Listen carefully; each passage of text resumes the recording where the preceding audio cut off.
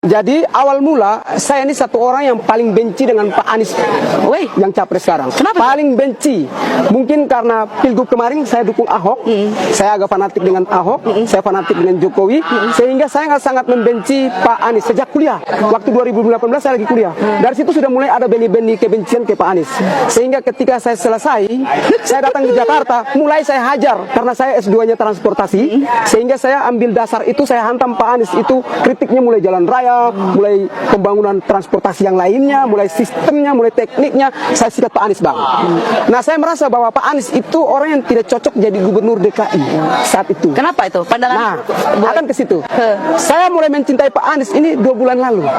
Benci saya itu mulai dari 2018, Kakak. Nah, selanjutnya setelah saya datang di Jakarta, saya lebih banyak mendengar tentang isu lewat medsos, lewat orang-orang tertentu yang membenci Pak Anies, sehingga saya banyak menonton situ, sehingga saya terdoktrin hingga membenci Pak Anies.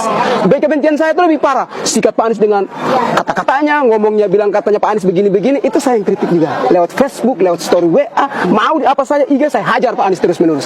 Akhirnya satu kebencian saya adalah saya mendirikan yang namanya salah satu capres kemarin yang mau didukung oleh Partai Nasdem, yaitu Pak namanya Tegap, itu Pak Andika. Saya juga wakil ketua umumnya. Nah, sebelumnya saya ini adalah fanatik Pak Ganjar. Saya mendirikan namanya Relawan Garik.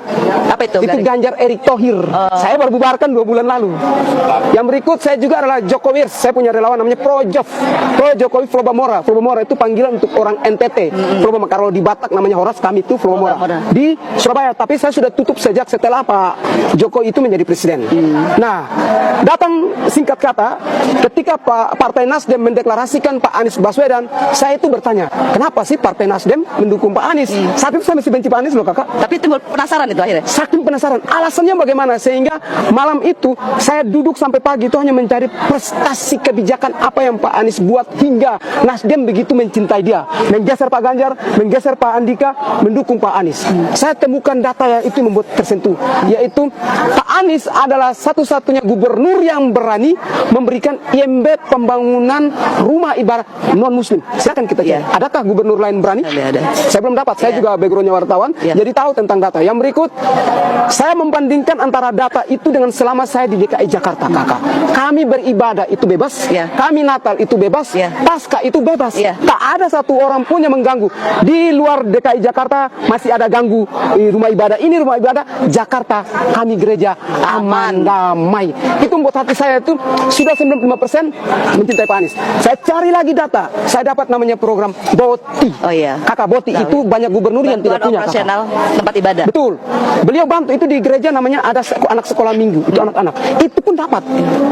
Nah, orang baik seperti ini kenapa kita tidak dukung? Hari itu, malam itu, saya harus move on. Saya berjanji, hari ini juga saya berjanji akan keluar dan bubarkan relawan Garik, Ganjar Erik, dan saya akan buat yang namanya, malam juga namanya, duluan itu pertama, relawan API, Anies Presiden. Saya buat pertama. Setelah itu, besok pagi saya bubarkan relawan itu, sudah ada ketumnya, ada sekjennya, ada wakil ketum, sudah pengurus, siap deklarasi. Saya bubarkan. Jadi semua tanya, Fritz, kamu kan benci Anies, kenapa bubarkan relawan ini, kenapa bikin relawan baru?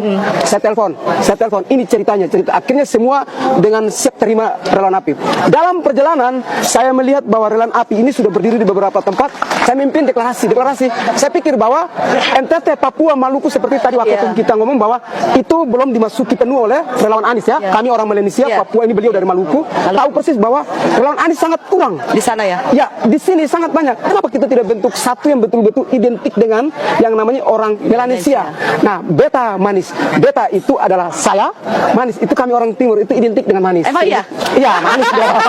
Jadi kepanjangannya beta mendukung Anies. Oh, begitu. Itulah cerita saya, dan hari ini saya paling fanatik dengan Pak Anies. Dan saya juga tidak pernah bermimpi untuk pergi ketemu Pak Anies. Saya bilang tidak. Saya sudah berjanji bahwa akan mendirikan di seluruh Indonesia, khususnya untuk beta manis, Papua dan Maluku ada dulu, NTT. Kalau tidak ada, ngapain saya ke sana? Iya, betul. Saya tidak mau bicara data yang tidak benar, tapi saya bawa data. Pak Anies, ini loh, kami siap deklarasi. Nah, itu, dan sekarang saya mulai konsolidasi cerita tentang bagaimana program BOTI tersentuh ke hati orang Kristen, orang agama Hindu, Buddha. Saya bersahabat banyak dengan Pak Ramadan Pohan, data-data saya punya data. Dan itu sangat menarik. Yang berikut saya juga ajak kawan saya. Ini loh data, ini. Beliau juga tertarik, Kakak. Dan beliau juga masuk. Jadi itulah alasan kenapa saya sangat mencintai Pak Anies.